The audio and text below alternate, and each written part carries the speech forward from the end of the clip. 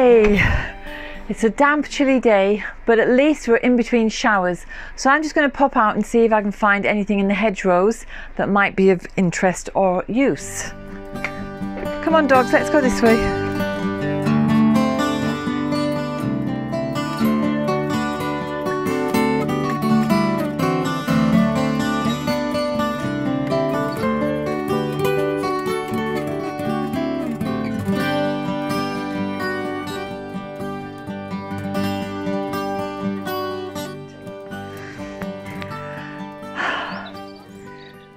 One of the things for me personally, you know, being out in the garden or out in nature somewhere, whether it's in a woodland or on the beach, I find that just taking that time out is like when I used to go to Mass when I was a Catholic, and I would be going to Mass and the Sunday morning was my time out. But for me that failed to really touch anything deep inside, and it's nature that does that for me.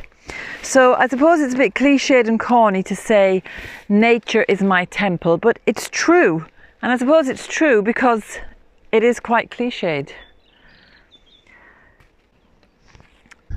Collecting the gifts from nature, like the rose hips or any of the medicinal plants and herbs that grow, is it's something that just touches me, and I think a lot of people who are turning to plant medicine are feeling the same, that there is something spiritual happens when you start to work closely with plants. They've been here for so long, they're so wise, and they do offer a pathway into your own unique spirituality. As I say, I was a Catholic, and coming from a Catholic background, I feel that it was just too dogmatic. There were too many rules, and I felt it was very unequally balanced in terms of the male and female roles within the church, and I felt there's a lot of hypocrisy, and so I'm ploughing my own path now. I have my own spiritual path. There's no dogma. I don't subscribe to anybody else's beliefs. And I suppose I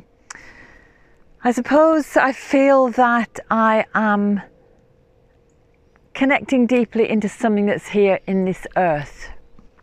And I know that a lot of people are feeling the same. You know, they feel a little bit lost because their conventional spiritual path is letting them down, and they jump wholeheartedly into alternatives. Who else on this earth knows what your connection is? So for anybody like myself who's disillusioned with patriarchal, dogmatic religions, just making a reconnection to nature is a lovely way to get onto your own spiritual path.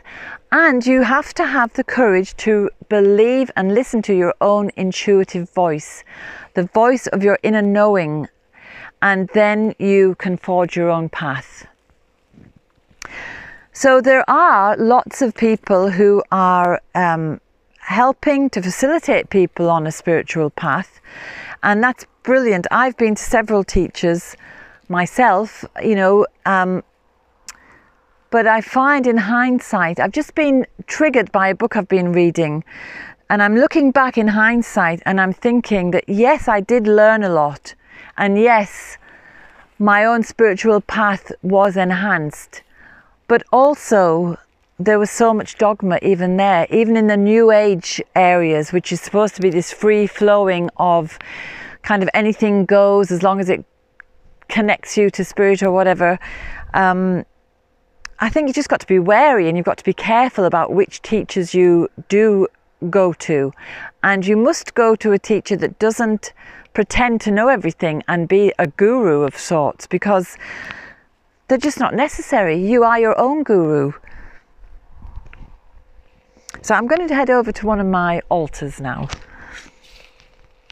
and see if there's any rose hips there.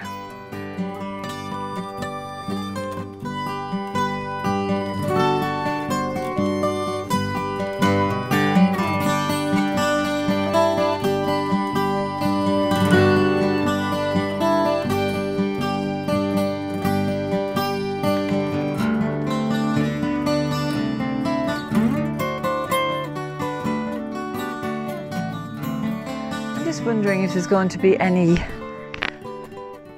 rose hips here, and it doesn't really look like it. So that's a bit of a mystery, because I did have huge big plump ones at the end of summer, and I thought I'll leave those for the birds because I can get some later on now, and there doesn't appear to be any. Although we are getting a new little flourish of roses here. So I'm going to go over and look at the hawthorn tree just over there. That's our mother tree, and I want to see if there's any hawthorn berries. If I can get past this overgrown apple. Oh yes, this is our hawthorn mother tree. It's very, very old. There's no berries on it now though. I've already had some and the birds must have taken the rest. But that's okay, because we share with the birds and the insects and the other animals, and they are living outside, so that's fine. So I'm just reminiscing a little bit about my spiritual path, and I'm thinking, when I used to live in England, I used to have the most terrible ache in my heart to be here. And so I really, really appreciate how people in Australia and America and Canada and elsewhere feel, because they regard Ireland as their ancestral home. And it is a physical pain when you can't be here and be amongst your trees and your plants. And but what I would say is that we don't really know exactly what way our ancestors practiced, and I'm talking about our pagan ancestors, our Celtic ancestors. We don't really know. We can surmise from certain contemporary accounts and from the annals that have been left behind. So we do have a certain amount of information, and there is a huge similarity between Celtic paganism and Native American spirituality, but at the same time they're not the same. So we have to be careful not to misappropriate other people's culture. And what I would say is, if you're not 100% sure of your own culture, reinvent it, make it again.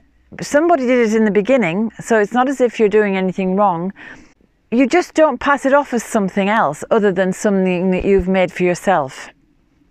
We create our own rituals anyway during the day, don't we? Some people clean their teeth before they have breakfast. Other people wash and clean their teeth after breakfast. That's your morning ritual.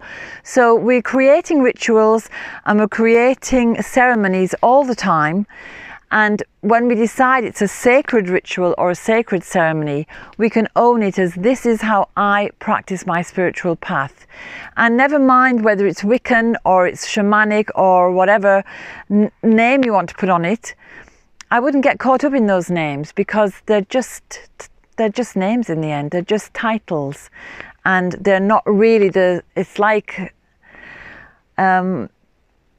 it reminds me of when Greg Braden was speaking to some Tibetan monks, and he was pointing to the prayer flags, and he said to them, oh, this is how you practice your spirituality. And they said, no, that's just prayer flags. So I'm just saying to be aware of the difference between all the accoutrements that you can have, all the drum and the this and the rattle and the that and whatever else you think is necessary. They're absolutely not necessary. It's what is in your heart and soul. It's how you relate to nature is all that's important, really. So I've probably waffled on a bit about that. It's just something that's been on my mind about, making sure what you do has integrity, and that you know in your heart that it is real. And it's not just going through the motions of something. Okay, I think I'm going to go in because it's chilly.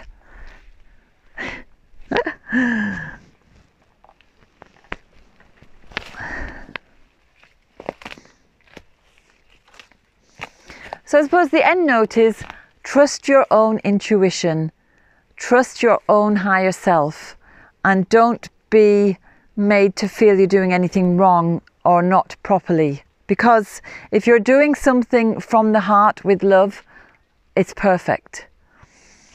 Anyway, I've been lecturing for long enough, so I'm going to go in now, and I'll see you next week. Have a wonderful week, and I hope it's not too chilly where you are. Bye. Dogs, where are you?